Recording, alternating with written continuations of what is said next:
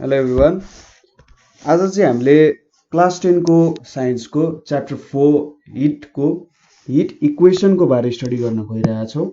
So let's look hit equation के हो, hit इक्वेसनले के कुराहरू दिन्छ भन्ने कुराहरू हेरौँ। सो हामीलाई के थाहा छ त, अघिल्लो भिडियोजहरू तपाईँले हेर्नु भएको छ भने तपाईँले के थाहा पाउन सक्नुहुन्छ भने कुनै पनि बडी छ भने त्यसलाई सपोज मैले हिट गरेँ अरे है, कुनै पनि बडीलाई हिट गरेँ भने के हुन्छ त, यसको टेम्परेचर राइज हुन्छ। ठिक छ, टेम्परेचर राइज हुन्छ किनकि सपोज कुनै बडीलाई मैले हिट गरेँ अरे, हिट गर्दाखेरि के हुन्छ त, त्यसमा भएको भाइब्रेसन इन्क्रिज हुन थाल्छ हैन। त्यहाँनिर जुन मोलिक्युल्सहरू छ, मोलिक्युल्सको भाइब्रेसन बढ्न थाल्छ। मोलिक्युल्सको भाइब्रेसन बढेपछि के हुन्छ त, त्यहाँको काइनेटिक इनर्जी पनि बढ्ने भयो हैन। भाइब्रेसन्स बढ्यो भने के हुन्छ, काइनेटिक इनर्जी बढ्छ। काइनेटिक इनर्जी बढ्नु भनेको चाहिँ के हो त, अब हाम्रो एभरेज काइनेटिक इनर्जी पनि बढ्नु हो हैन। के भन्न खोजेको त, एभरेज काइनेटिक इनर्जी बढ्नु भनेको प्रत्येक मोलिक्युलको काइनेटिक इनर्जीको भ्यालु बढ्यो भने के हुन्छ त, हाम्रो एभरेज काइनेटिक इनर्जी पनि त बढ्छ नि। सो एभरेज काइनेटिक इनर्जी भनेको के हो त, टेम्परेचर हो हैन। सो मैले कुनै बडीमा हिट प्रोभाइड गरेँ भने मेरो टेम्परेचर के हुने रहेछ त, राइज हुने रहेछ। त्यसै गरी कुनै बडीलाई मैले कुल गरेँ अरे, कुनै बडीलाई कुल गर्नु भनेको के हो त, भाइब्रेसन कम गराउनु हो। त्यो बडीमा भएको मोलिक्युल्सहरूको भाइब्रेसन के हो त, कम गराउनु। भाइब्रेसन्स कम गरायो भने त अब पहिले जति काइनेटिक इनर्जी थियो प्रत्येक मोलिक्युल्सको काइनेटिक इनर्जी त घट्ने भयो, केही के हुन्छ त, डिक्रिज हुन्छ। केही डिक्रिज हुनु भनेको के हो त, एभरेज काइनेटिक इनर्जी पनि घट्नु हो। सो एभरेज काइनेटिक इनर्जी घट्नु भनेको के भन्न सकिन्छ, यसलाई टेम्परेचर फल हुनु हो। सो कुनै पनि बडीलाई हामीले हिट गर्यौँ भने टेम्परेचर राइज हुने रहेछ, कुनै पनि बडीलाई हामीले कुल गर्यौँ भने के हुने रहेछ त, यसको टेम्परेचर फल हुने रहेछ। अब यो कन्सेप्टहरू युज गरेर, यहाँ भएको कुराहरू युज गरेर हामी एउटा न्युमेरिकल भ्यालु निकाल्न खोज्छौँ। ठिक छ, त्यो न्युमेरिकल भ्यालुले चाहिँ मैले कति हिट पाउने रहेछु अथवा कति हिट लस गर्ने रहेछु, कति हिट गेन गर्ने रहेछु भन्ने कुराहरू चाहिँ थाहा पाउन सकिन्छ। यसको लागि केही सपोजिसनहरू गर्नुपर्ने हुन्छ। सो त्यो सपोजिसनमा सपोज यम भनेको के हो त, मास अफ बडी जुनलाई चाहिँ हामी हिट गरिरहेछौँ और कुल गरिरहेछौँ। सपोज T1 भनेको त्यसको इनिसियल टेम्परेचर हो। इनिसियल टेम्परेचर भनेको के हो त, त्यो बडीलाई हिट गर्नुभन्दा अगाडि त्यसको टेम्परेचर कति छ भन्नु चाहिँ के हो, इनिसियल टेम्परेचर हो। T2 भनेको के भयो, फाइनल टेम्परेचर भयो। फाइनल टेम्परेचर भनेको के हो त, त्यो बडीलाई हिट गऱ्यौँ हामीले, सपोज हामीले कुनै एमाउन्टमा हिट गर्नुपर्ने थियो, त्यसलाई हिट गऱ्यौँ भने हिट गरिसकेपछि त्यसको टेम्परेचर कति हुन्छ, T2 हुन्छ। अब T1 देखि T2 मा हिट गर्ने कुल पनि हुन सक्छ है। ठिक छ, अब Q भनेको चाहिँ के हो, एमाउन्ट अफ हिट हो। किताबमा के दिन्छ त भन्दा सप्लाइड एमाउन्ट अफ हिट भनेर दिन सकिरहेको हुन सक्छ, तर म यसलाई एमाउन्ट अफ हिट भन्छु किनकि T1 देखि T2 भनेको जब हामी T1 देखि T2 जान्छौँ हाम्रो टेम्परेचर डिक्रिज पनि भएको हुन सक्छ, टेम्परेचर इन्क्रिज पनि भएको हुन सक्छ। जहिले यस्तो हुन्छ भन्ने छैन कि मेरो टेम्परेचर चाहिँ इन्क्रिजै हुन्छ भनेको छैन। मैले जहिले हिट मात्रै दिन्छु भन्ने छैन, मैले त हिट लिन पनि सक्छु, त्यसलाई कुल डाउन गर्न सक्छु। सो एमाउन्ट अफ हिटले चाहिँ के दिन्छ त भन्दा यदि हिटिङ भएको छ भने, हिट भएको छ भने कति हिट सप्लाई भयो भनेर दिन्छ। ठिक छ, यदि हिटिङ भएको छ भने कति हिट सप्लाई भनेर दिन्छ। कुलिङ भएको छ भने के दिन्छ, कति हिट चाहिँ आउट अफ बडी गयो है। यो कुराहरू चाहिँ बुझ्नुपर्ने हुन्छ। सो बुझ्नु भयो होला, यम भनेको मास अफ बडी, T1 भनेको इनिसियल टेम्परेचर, T2 भनेको फाइनल टेम्परेचर र Q भनेको एमाउन्ट अफ हिट गिभन भनेर हो। सो एक्सपेरिमेन्टली चाहिँ के थाहा पायो भने तपाईको हिट गेन्ड र हिट लस्ट है। एमाउन्ट अफ हिट भनेको यहाँनिर मैले हिट गेन्ड और लस्ट भनेर लेखेँ। सो यो चाहिँ डाइरेक्टली प्रोपोर्सनल टु मास हुने रहेछ। सो यदि तपाईको मास धेरै छ भने तपाईको हिट गेन पनि अथवा हिट लस पनि धेरै हुन्छ भन्ने कुरा हो। त्यसै गरी directly proportional to change in temperature. So जति धेरै टेम्परेचर चेन्ज भएको छ त्यति धेरै हिट गेन अथवा लस भएको छ भन्ने कुरा हो हैन। यदि धेरै टेम्परेचरमा चेन्ज आएको छ भने सपोज तपाईले इनिशियल टेम्परेचर 5 डिग्री सेल्सियस थियो, यसलाई 100 डिग्री सेल्सियस बनाउनु पर्यो। T2 T1 5 degree Celsius, T2 100 degree बनाउनु हो भने त यसमा त भास्ट डिफरेन्स इन टेम्परेचर आएको छ नि त। यो भास्ट डिफरेन्स इन टेम्परेचर ल्याउन त तपाईले average kinetic energy of molecule त एकदमै धेरै इन्क्रिज गराउनु पर्ने हुन्छ हैन त। सो एभरेज काइनेटिक इनर्जी एकदमै धेरै इन्क्रिज गराएपछि मात्रै यत्रो भास्ट डिफरेन्स आउन सक्छ, नभए के हुन्छ त यो भास्ट डिफरेन्स आउन सक्दैन। सो धेरै टेम्परेचर डिफरेन्स भयो भने के हो त heat lost or heat gain पनि धेरै हुन्छ भनेर बुझ्नु पर्ने हुन्छ। सो यहाँनेरि अब combining equation 1 and 2, combining equation 1 and 2 हामीले के पाउँछौं त Q is directly proportional to m dt भनेर पाउँछौं। अब यो सिम्बल हटाउनको लागि र इज इक्वल्स टु लेख्नको लागि मैले एउटा कन्स्ट्यान्ट थप्छु जुन चाहिँ यहाँ s भनेर लेखियो र हाम्रो फाइनल इक्वेसनमा एकैछिनमा यसको बारे बुझाउँछु। फाइनल इक्वेसन भनेको Q is equals to ms dt भयो। यो इक्वेसनलाई चाहिँ के भनेर भन्छ त भन्दा हिट इक्वेसन भनेर भन्छ। ठीक छ, यो इक्वेसन भनेको के हो त हाम्रो हिट इक्वेसन हो। सो यसले चाहिँ हामीलाई के दिन्छ त कति हिट लस भयो, कति हिट गेन भयो भनेर दिइरहेको हुन्छ। अब यहाँनिर एउटा यस भन्ने टर्म आएको छ। यस भनेको के हो त एउटा कन्स्टेन्ट हो जसलाई चाहिँ स्पेसिफिक हिट क्यापासिटी भनेर डिफाइन गरिन्छ। सो स्पेसिफिक क्यापासिटी हिट क्यापासिटीको बारे थोरै कुराहरू हामी डिस्कस गरौँ। र तपाईलाई याद छ कि छैन हामीले पुरानो भिडियोमा के भनेको थियौं त भन्दाखेरि 1 क्यालोरी इज इक्वल्स टु 4.2 जुल हुन्छ भनेर हामी प्रुभ गर्छौं भनेर भनेको थियौं। सो यसको बारे पनि ध्यान दिइराख्नु होला कि 1 क्यालोरी इज इक्वल्स टु 4.2 जुल भनेर हामी यही कन्सेप्टबाट प्रुभ गर्न सक्छौं।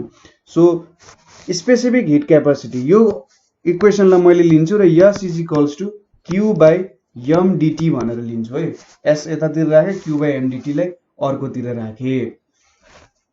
सो डिफिनेसन लेखौं, त्यसपछि यसको कुराहरू बुझ्नु पर्छ। यसको के हुन्छ त स्पेसिफिक हिट क्यापासिटी भनेको amount of heat required to raise the temperature of unit mass of that body by 1 degree Celsius or 1 Kelvin। ठीक छ, 1 degree Celsius or 1 Kelvin। So temperature change चाहिँ 1 degree Celsius or 1 Kelvin भन्नुको तात्पर्य एउटै हुन्छ। यो किन हुन्छ होला एकचोटि खोज्न ट्राई गर्नु होला यो कुरा कि 1 degree Celsius र 1 Kelvin किन लेखिरहेछ होला त और भनेर किन लेखिरहेछ होला त यो कुरा तपाईले भेटिहाल्नुहुन्छ। हाम्रो एसआई युनिट अफ टेम्परेचर भनेको चाहिँ केल्भिन हो है, र 1 डिग्री सेल्सियस चेन्ज हुनु र 1 डिग्री केल्भिन त भन्दैन, 1 केल्भिन चेन्ज हुनु एउटै कुरा हो भन्छ। So let's go back to the topic. के भनिरहेको छु, amount of heat required to raise the temperature of unit mass of that body by 1 degree Celsius. So मैले कति हिट सप्लाई गर्नु पर्यो ताकि त्यो 1 केजी मास जुन हामीले युज गरिरहेछौं, सरी युनिट मास भन्नु पर्यो, त्यो युनिट मासको टेम्परेचर चाहिँ 1 डिग्री सेल्सियस और 1 केल्भिनले चेन्ज होस् भनेर भनेको छ। सो यो कुराले हामीलाई के दिन्छ भने स्पेसिफिक हिट क्यापासिटीले के दिइरहेछ त भन्दा कुनै अब्जेक्टको हामीले युनिट मास लियौं अरे, त्यो युनिट मासमा 1 डिग्री सेल्सियस चेन्ज ल्याउनको लागि कति हिट सप्लाई गर्नुपर्छ। सो तपाईले एउटा भाँडोमा वाटर लिनुभयो, अर्को भाँडोमा के लिनुभयो अरे स्टिल लिनुभयो अरे। ठीक छ, र यो दुईटालाई तताउन थाल्नुभयो अरे। अब वाटरलाई 1 डिग्री सेल्सियस, सपोज 1 केजी वाटरलाई 1 डिग्री सेल्सियसमा लानको लागि कति लाग्छ त भन्दा 4200 जुल चाहिँ हिट सप्लाई गर्नुपर्ने हुन्छ। ठीक छ, 1 केजी पानीलाई 1 डिग्री सेल्सियसको टेम्परेचरमा चेन्ज गराउन। सो यसको मतलब के हो त, के भन्न खोजिरहेछ भने सपोज तपाईसँग पानी छ, त्यो पानीको टेम्परेचर तपाईले 1 डिग्री राइज गर्नुपर्ने छ भने 4200 जुल लाउनु पर्छ। त्यसैगरी 1 डिग्री कुल गर्नुपर्ने छ भने 4200 जुल अफ इनर्जी चाहिँ बाहिर निकाल्नु पर्ने हुन्छ। स्टिलको कति छ त 447 छ। यसको मतलब तपाईले 1 केजी स्टिलको टेम्परेचर राइज गर्नको लागि 447 जुल चाहिँ के गर्नुपर्ने हुन्छ त दिनुपर्ने हुन्छ हिट। 1 डिग्री सेल्सियस डिक्रिज गराउनको लागि 447 जुल अफ इनर्जी चाहिँ त्योबाट बाहिर निकाल्नु पर्छ भनिरहेछ। सो यहाँबाट के देख्न सकिन्छ भने डिफ्रेन्ट सब्स्टेन्स अनुसार स्पेसिफिक हिट क्यापासिटी भनेको चाहिँ के हुने रहेछ, डिफ्रेन्ट हुने रहेछ। सो तर के हुन्छ भने एउटै सब्स्टेन्सको स्पेसिफिक हिट क्यापासिटी चाहिँ जहिले कन्स्टेन्ट हुन्छ। वाटरको स्पेसिफिक हिट क्यापासिटी जहिले एउटै हुन्छ, स्टिलको जहिले पनि एउटै हुन्छ, तर वाटर र स्टिलको चाहिँ डिफ्रेन्ट छ। सो डिफ्रेन्ट मेटेरियल्सको लागि के छ त, डिफ्रेन्ट तरिकाको स्पेसिफिक हिट क्यापासिटी छ। जेनरली हामीले स्पेसिफिक हिट क्यापासिटीहरू मेजर गर्दा चाहिँ हाम्रो जेनरल एउटा यहाँ हेर्नु है 4200 जुल भनेर जुन छ यो चाहिँ वाटरको हो। अब हाम्रो यो हेर्नु त 1 क्यालोरी भनेको 4.2 जुल छ। अब क्यालोरी भनेको के हो त, हाम्रो क्यालोरी भनेको चाहिँ हाम्रो सिजिएस युनिट हो हैन। क्यालोरी भनेको चाहिँ सिजिएस युनिट हो है। सो क्यालोरी भनेको सिजिएस युनिट हो भनेपछि हामीले यहाँनिर के गर्न सक्छौं त भन्दा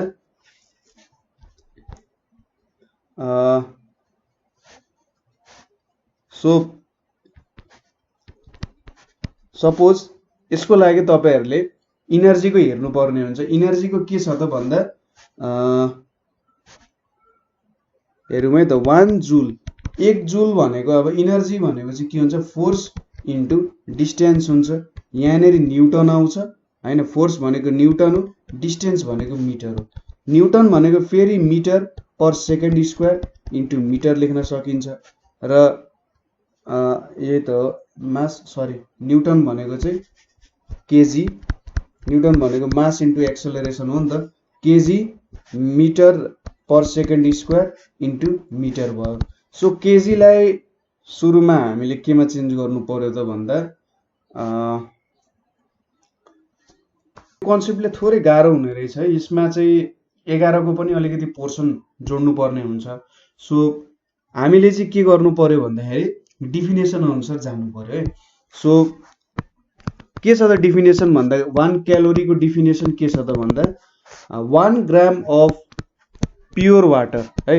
1 ग्राम प्योर वाटर को 1 डिग्री सेल्सियसले चेन्ज गर्नको लागि चाहिने इनर्जीलाई के भन्छ त 1 क्यालोरी भन्छ। ठीक छ।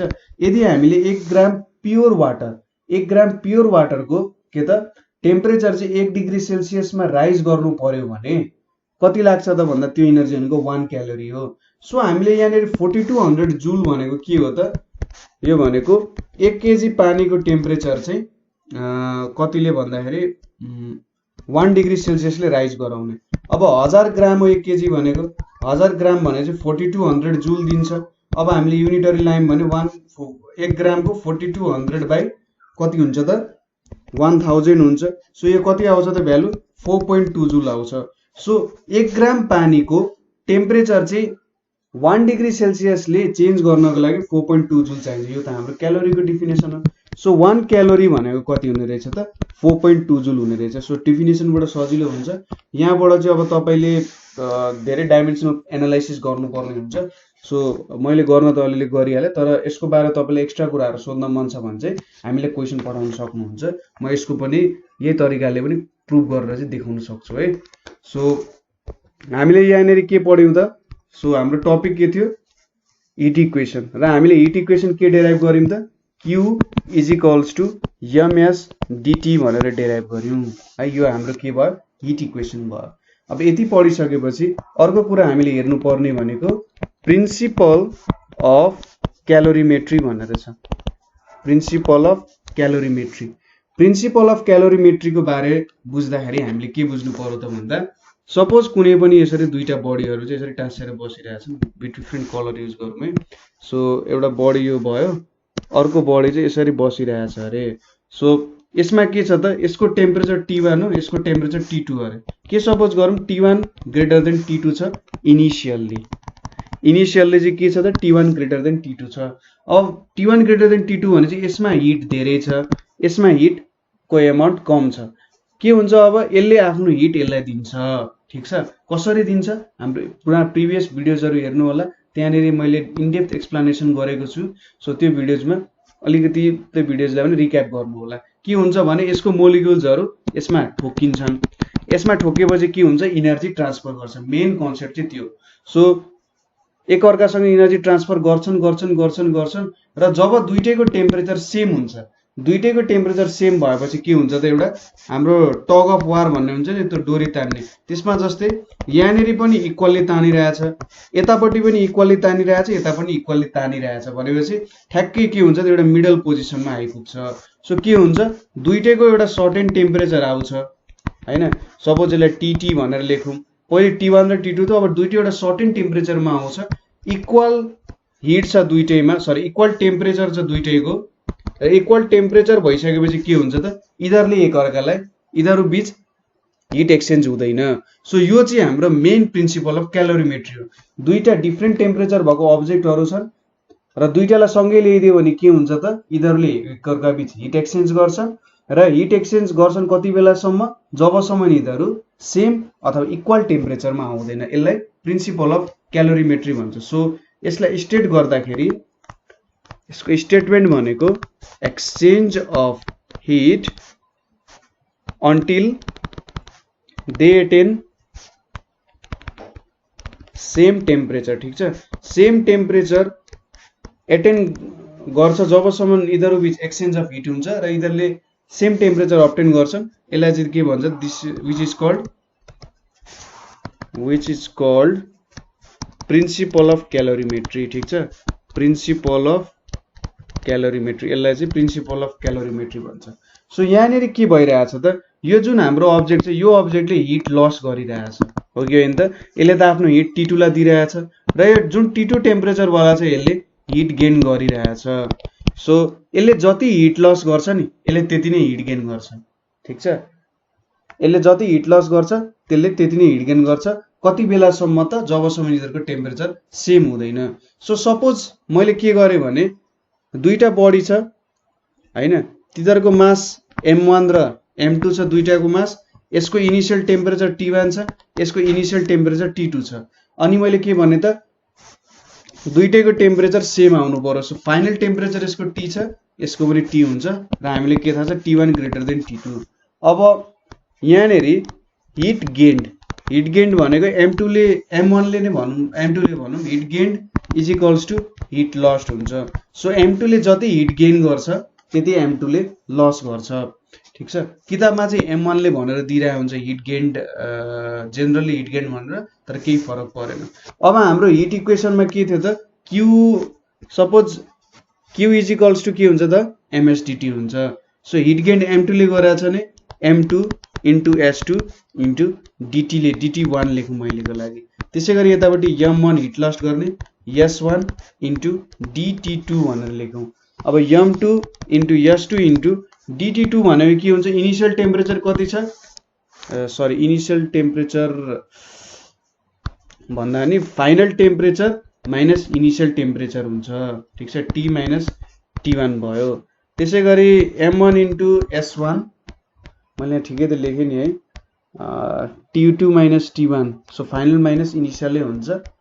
सो यतापट्टि फाइनल भनेको कति छ T छ, इनिशियल T2 छ। सो यसरी चाहिँ हामीले के गर्न सक्छौँ त अब heat gained is equals to heat lost गरेर हामीले क्यालकुलेसनहरू गर्न सक्छौँ यहाँनिर। सो हामीले यहाँ के पढ्यौँ त भन्दा प्रिन्सिपल अफ क्यालोरिमेट्री, त्यसै गरी हिट इक्वेसन र स्पेसिफिक हिट क्यापासिटीहरूको बारे केही कुराहरू हेर्यौँ। अब यहाँबाट के हुन्छ भन्दाखेरि स्पेसिफिक हिट क्यापासिटीको केही कुराहरू भन्न मन लाग्यो तपाईहरुलाई। जेनरली स्पेसिफिक हिट क्यापासिटीको कुरा गर्दाखेरि वाटरको चाहिँ कुनै अब्जेक्ट भन्दा नि यसको चाहिँ हाईएस्ट स्पेसिफिक हिट क्यापासिटी हुन्छ, ठीक छ, वाटरको हाईएस्ट स्पेसिफिक हिट क्यापासिटी हुन्छ। सो यसको हाईएस्ट हिट क्यापासिटी भएको कारण के हुन्छ त भन्दा वाटरलाई यसको टेम्परेचर राइज गराउन पनि धेरै हिट चाहिन्छ, यसको टेम्परेचर लुज गराउन पनि के चाहिन्छ त धेरै एमाउन्ट अफ हिट चाहिँ चाहिने रहेछ भन्ने कुरा हो। सो स्पेसिफिक हिट क्यापासिटी यसको धेरै भएपछि के हो त इन्जिनहरु कुल गर्नको लागि वाटर युज हुन्छ, इन्जिन कुल गर्न के युज हुन्छ त वाटर युज हुन्छ। इन्जिन एकदम तातिएको छ भने के हुन्छ त भने अब त्यो तातो हटाउनको लागि त्यहाँनेरि हामीले पानी युज गर्यौं भने पानीको त टेम्परेचर राइज गराउन त धेरै हिट चाहिन्छ। सो पानी चाहिँ धेरै नतातिकन पनि त्यसको हिट एब्जर्ब गरेर आफूसँग राख्न सक्छ। अरु अब्जेक्टले चाहिँ त्यस्तो गर्न सक्दैनन् हत्तपत्त। केरोसिनको 2000 ठ्याक्कै वाटर भन्दा आधा हुन्छ, अल्कोहलको लगभग वाटर जत्तिकै आधा हुन्छ, आइसको पनि वाटर भन्दा ठ्याक्कै हाफै हुन्छ, ओइलहरूको पनि 2000 जति हुन्छ, वाटर भेपरको त 460 जति हुन्छ। सो बेस्ट काम चाहिँ केले गर्ने रहेछ त, वाटरले गर्ने रहेछ। सो यस्तो सर्ट क्वेसन्सहरू जेनरली सोधिरहेको हुन्छ, के हुन्छ कस्तो हुन्छ भनेर यहाँनिर यसको सम्बन्धित क्वेसन्सहरू सोधिरहेको हुन्छ। सो हामीले चाहिँ स्पेसिफिक हिट क्यापेसिटीहरूको बारे पढ्यौँ, हिट इक्वेसनको बारे पढ्यौँ, प्रिन्सिपल अफ क्यालोरिमेट्रीहरू कसरी काम गर्छ भन्ने कुराहरू पढ्यौँ। तपाईँलाई कतै क्वेसन भयो अथवा कतै बुझ्नु भएन भने चाहिँ हामीलाई क्वेसन गर्न सक्नुहुन्छ। सो आजको लागि यति नै। Thank you for watching.